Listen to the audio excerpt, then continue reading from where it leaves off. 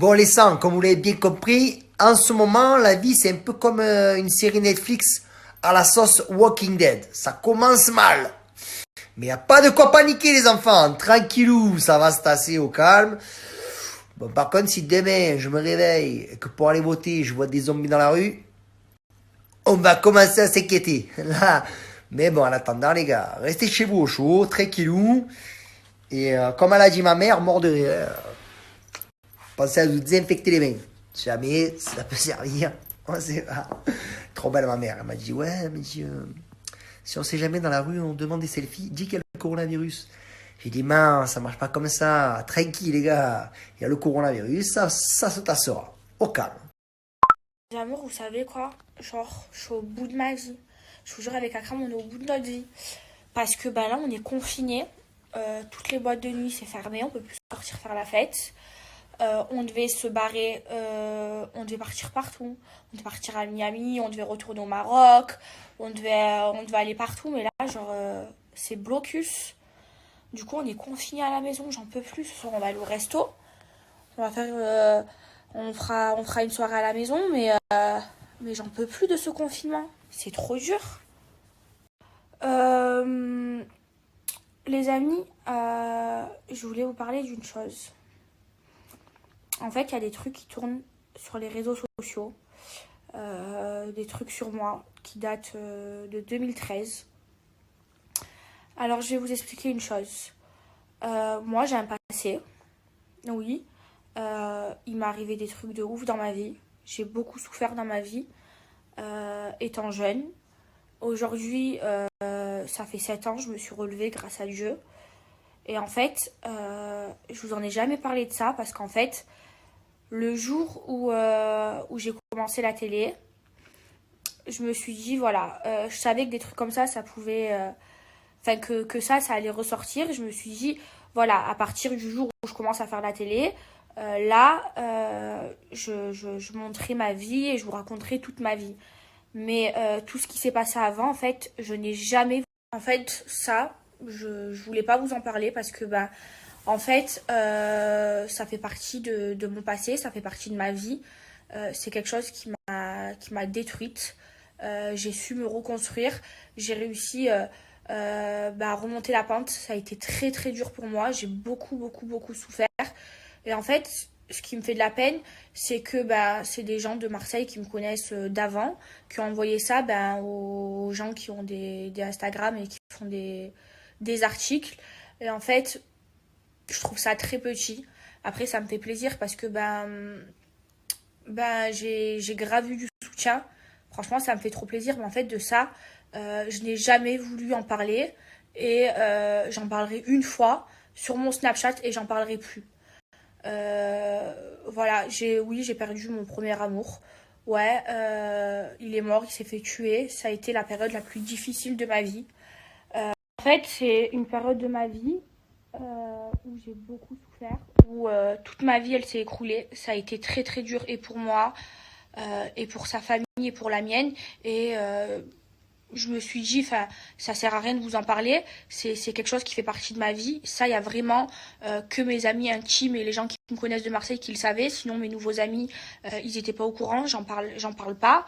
Et maintenant, je suis obligée d'en parler. Donc voilà, vous savez tout. C'est vraiment une période dans laquelle j'ai été détruite. Tous les tatouages que j'ai dans mon corps, la mort n'arrête pas l'amour, MS et tout, c'est pour lui. Tous les tatouages que j'ai dans mon corps, c'était pour lui. Il y en avait celui que j'ai sur le ventre, je l'ai fait quand il était vivant. Celui sur la cuisse, là où j'ai marqué la mort n'arrête pas l'amour, je l'ai fait une fois, enfin voilà. Et donc voilà, là.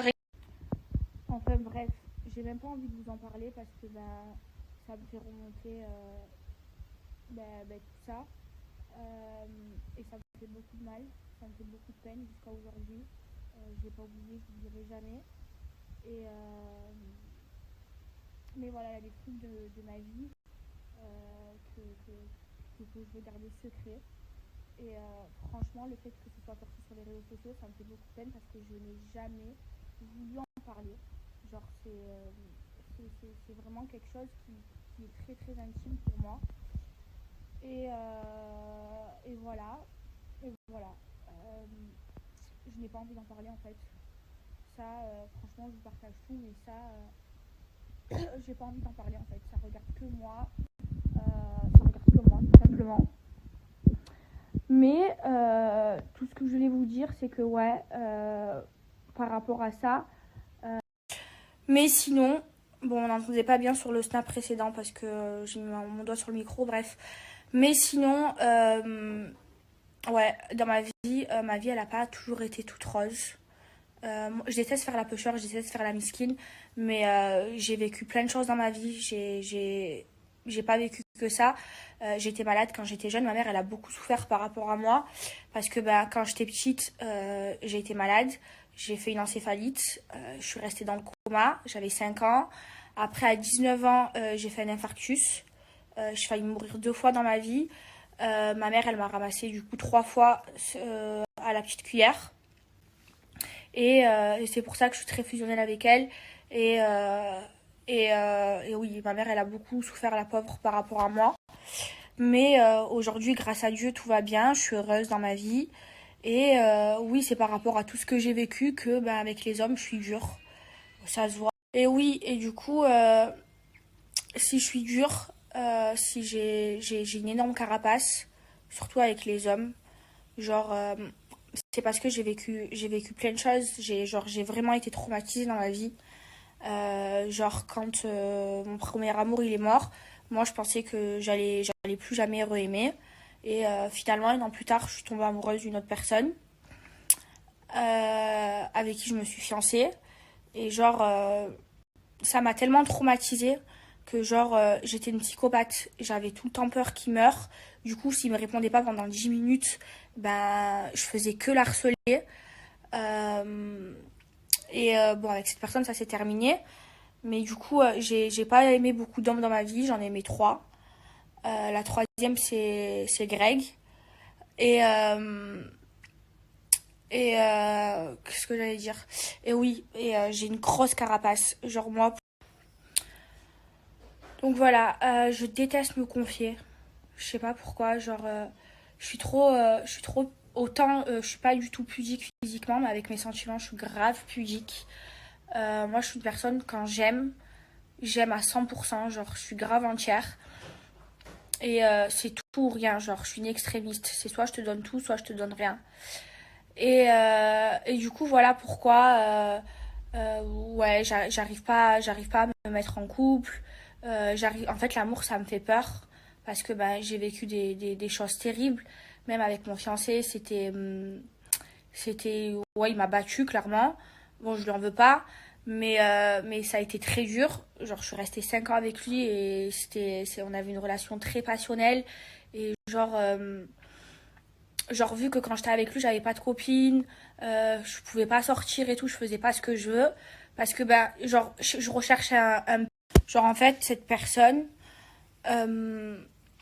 je recherchais comme un père, genre, c'était comme mon père, genre, il était grave présent dans ma vie, il a toujours été là pour moi dans les plus durs moments de ma vie. C'est la seule personne qui me connaît par cœur. C'est la seule personne qui connaît toute ma vie, mes secrets, tout ça, tout ça. Mais c'était trop, genre, je lui ai vraiment tout donné. Et c'était trop, genre, je vivais que pour lui. Genre, j'avais que son numéro, le numéro de ma mère. J'avais pas d'amis, je sortais pas. Si je sortais, c'était qu'avec lui. Et du coup, une fois que ça s'est terminé, ça m'a tellement traumatisée qu'en fait, l'amour, maintenant, ça me fait peur. Genre, même avec Greg, je sais que c'est quelqu'un qui était sincère, qui m'aime vraiment, qui m'aime vraiment. Mais je peux pas vous dire si on est toujours ensemble ou pas. Mais tout ce que je peux vous dire, c'est que genre, l'amour, genre, je suis brisée. Je sais pas pourquoi. Genre, ça me traumatise trop. Et du coup, quand je vois que je m'attache à un garçon, je pars, genre je le quitte. Ou sinon je joue avec lui parce que ça me fait trop peur. En fait, j'ai tellement souffert en amour Je sais pas pourquoi, je suis traumatisée. Après, ça va passer, hein. Là, ça va de mieux en mieux. Là, dans ma vie, grâce à Dieu, ça va bien. Mais, euh, mais voilà, ma vie sentimentale, elle est pas toute rose. J'ai vécu vraiment des trucs de ouf dans ma vie. Grâce à Dieu aujourd'hui et grâce à ma famille, ça va bien. Mais voilà pourquoi je suis comme ça avec les mecs et que... Je voulais juste en fait réagir par rapport à mon dernier post, celui que je viens de faire sur Instagram, où je porte justement ce t-shirt et un masque. Vous savez, les fameux masques anti-pollution, protection, etc. Et je vois que dans les commentaires, ça se déchaîne un truc de fou. Du style, oui, c'est pas drôle, tu devrais avoir honte, tu utilises ce masque pour la mode, blablabla. Alors déjà, stop. On arrête tout. Ça fait plus de 2 mois déjà que je mets des masques par rapport quand j'ai appris le coronavirus, etc., etc. Et donc je me rappelle que quand je portais ce masque, il y avait là les gens qui se foutaient de ma gueule. Mujdat le premier. Je me rappelle très très bien, j'ai commencé à le mettre en janvier quand je suis rentrée en France et qu'il y avait eu un premier ou 2 cas de coronavirus. Et à l'aéroport Charles de Gaulle, je me rappelle, ça m'avait choqué parce qu'il y a des gens qui portaient des masques. Et ensuite, à chaque fois que je portais des masques et que j'allais voir des copines dans un salon, ou etc., les gens, ils se foutaient de ma gueule, je vous jure. Mais aujourd'hui, est-ce qu'on rigole encore? Franchement, avec tous les cas, avec l'Italie, avec tout ce qu'il y a eu, est-ce qu'on rigole encore? Ensuite, concernant le culte, le délire asiate, etc., franchement, ça a toujours été mon délire depuis Kill Bill. J'adore ce film, donc je kiffe tout ce qui est écriture japonaise, chinoise, etc. Enfin, voilà, j'ai pas commencé à porter ce style de t-shirt depuis qu'il y a le coronavirus. Enfin, je trouve ça absurde les commentaires que je lis. J'ai même des Air Force One qui ont été personnalisés il y a à peu près 6 mois de ça. Vous savez, les blanches où il y a une écriture japonaise dessus. Bah voilà, c'était bien avant le corona. Donc je pense qu'il faut arrêter ce genre de polémique. Et là, comme j'ai posté une photo sur Insta où en gros j'ai un masque, mais comme je suis cambrée, en fait, parce que je porte un masque, je peux pas être cambrée. C'est pas parce qu'on porte un masque on doit adopter une certaine attitude, genre comme ça. Enfin, faut arrêter. Je porte un masque parce que je me protège. Et les gens qui disent oui, si tu portes un masque, c'est parce que toi t'es malade. Dans ce cas-là, tout l'avion dans lequel j'étais hier était malade. En fait, les gens ils se protègent. Vous voyez ce que je veux dire? Moi, je mets un masque et je me nettoie les mains pour me protéger. Donc voilà, je sais même pas si je peux dire que je suis vexée et tout, parce que c'est toujours la même chose en vrai avec les Français. Franchement, la vérité, je vous aime et tout, hein. Il y a une partie de gens qui sont formidables, qui sont toujours là en train de vous encourager et tout, mais t'en as une autre. Le moindre prétexte, le moindre truc pour vous critiquer, c'est incroyable quoi. C'est-à-dire, je mets un masque, mais hé, allô, ça fait 2 mois que je mets des masques en fait. Et oui, maintenant c'est la mode, elles vont toutes le faire, tatati tatata. Mais en fait, si j'ai juste pas envie de tomber malade, j'ai le droit. C'est vous qui allez me dire maintenant quelle attitude je dois faire en fait parce que je porte un masque. Mais putain, c'est chaud. Déjà, lavez-vous les mains là quand vous sortez des toilettes et ensuite vous viendrez me parler. Franchement, c'est dommage. Aujourd'hui, j'étais dans une mood positive et tout et tout. Mais il faut toujours des gens qui viennent, qui cassent les pieds et tout. Mais oh là là, mais franchement, je sais pas. Vous en avez pas marre de râler tout le temps? Vous en avez pas marre de toujours. Vous allez chercher la petite bête, le petit truc, le. Et mais là, je viens de retourner sur ma photo et franchement, j'hésite à désactiver les commentaires. C'est quelque chose que je fais jamais. Je l'ai peut-être fait une fois. Normalement, je laisse parler les gens, débattre entre eux et tout. Mais là, la vérité, c'est trop. Mais en plus, il y a une nana qui a osé me dire ouais, hey, tu portes un masque alors que nous, ambulancières, on en a plus. Tu devrais avoir honte de les utiliser. Mais attendez, déjà, ce masque, est-ce que vous savez d'où est-ce qu'il vient? Est-ce que vous savez quand est-ce, en quelle année, à quel moment je l'ai acheté en fait? Non, mais c'est une blague. C'est vraiment le feu qui se fout du pompier là. Bon, alors vu que vous êtes chaud pour parler de masque, on va parler de masque. Alors, celui-ci, c'est le masque des chirurgiens, ok? Donc, hop, il y a un petit truc pour serrer. Et normalement, il y a des petites ficelles qui vont derrière. Donc ça, c'est pour les blocs opératoires de chirurgiens, ok? Ensuite, on a le masque anti-poussière que les esthéticiennes utilisent. La soi-disant ambulancière qui me parle de ce masque, celui-ci en question sur la photo, ça, c'est anti-poussière ou postillonnement. Donc, rien à voir avec les masques d'ambulancier, d'accord? C'est celui-ci que je porte sur la photo. Voilà, je me nique l'oreille. Et ensuite, le dernier masque que j'ai, c'est celui-ci.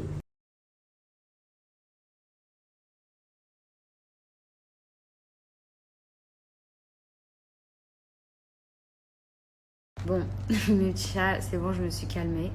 Mais en vrai, ce qui me rend triste et même ce qui me vénère, c'est que là, il y a un rapport qui vient de tomber il y a 3 heures. Donc, une étude qui a été faite dans le monde, hein, je ne parle pas uniquement en France. Il y a 143 400 cas d'infection et 5 400 personnes qui sont mortes à ce jour dans le monde du coronavirus. Donc, quand j'écris en dessous de ma photo, protégez-vous, stay safe, c'est-à-dire restez en sécurité et tout, même si je mets mon cul en arrière et que je me cambre sur cette photo, en fait, le message, c'est quoi? C'est de vous protéger, c'est de faire attention à vous. Donc, peu importe la manière dont c'est présenté, le message, c'est un truc positif. Vous voyez ce que je veux dire? Donc, il faut toujours qu'il y ait des gens. Alors, bien évidemment, je parle seulement d'une minorité. Hein. Dieu merci, c'est pas la majorité. D'ailleurs, la majorité, je vous aime, je vous embrasse. J'espère que vous allez bien. Mais voilà, il faut toujours des gens qui viennent gâter ta photo, laisser des commentaires mais sous prétexte que ma tenue n'est pas assez orthodoxe ou du moins ma pose, alors que en fait c'est un message qui est positif à la base. Et pour ceux qui me suivent depuis plusieurs mois, semaines ou années, ça fait 2 mois que mon message il est le même, vous voyez.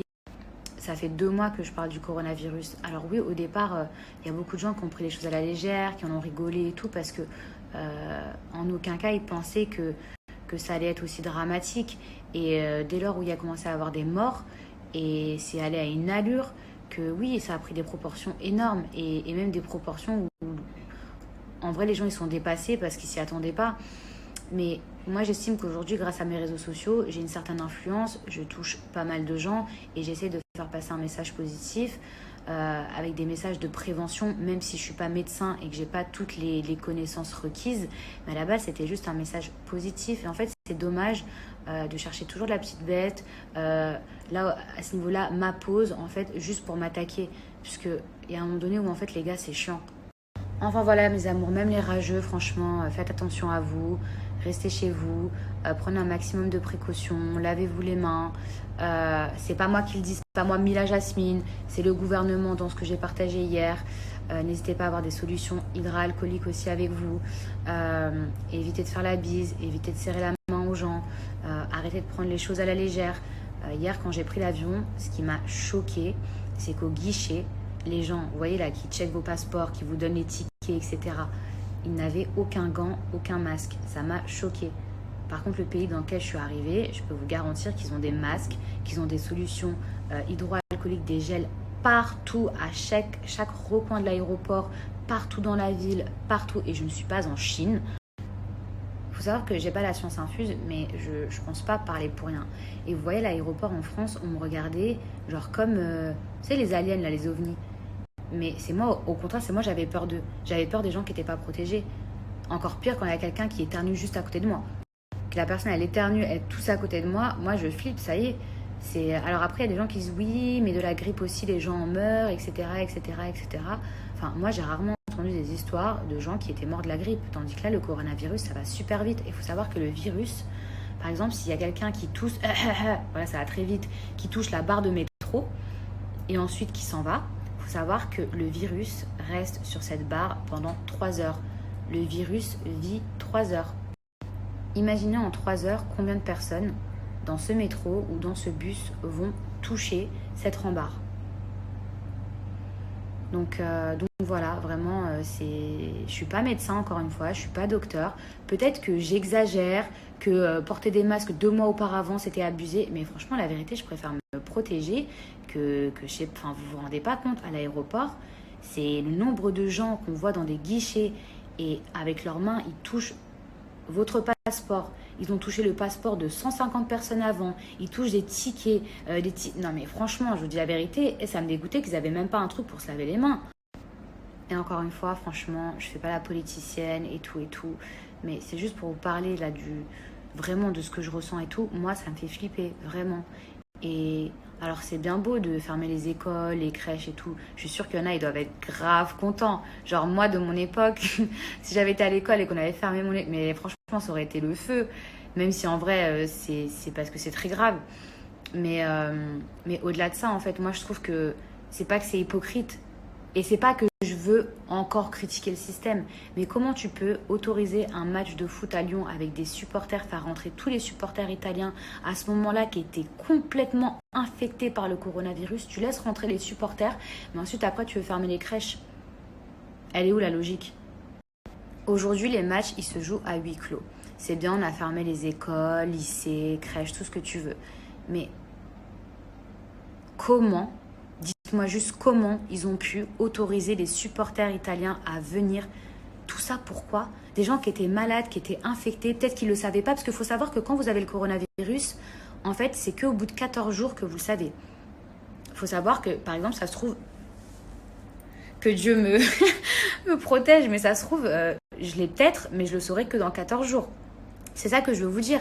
C'est pas vous avez le coronavirus et d'un coup vous vous mettez à tousser, vous avez de la bave qui sort et ça y est, vous tombez par terre. C'est pas comme ça. Mais comment tu peux autoriser des supporters à venir sachant qu'ils ont peut-être des maladies et tout ça? Pourquoi? Pour un match de foot. Donc tu mets ton pays en danger pour du foot, putain.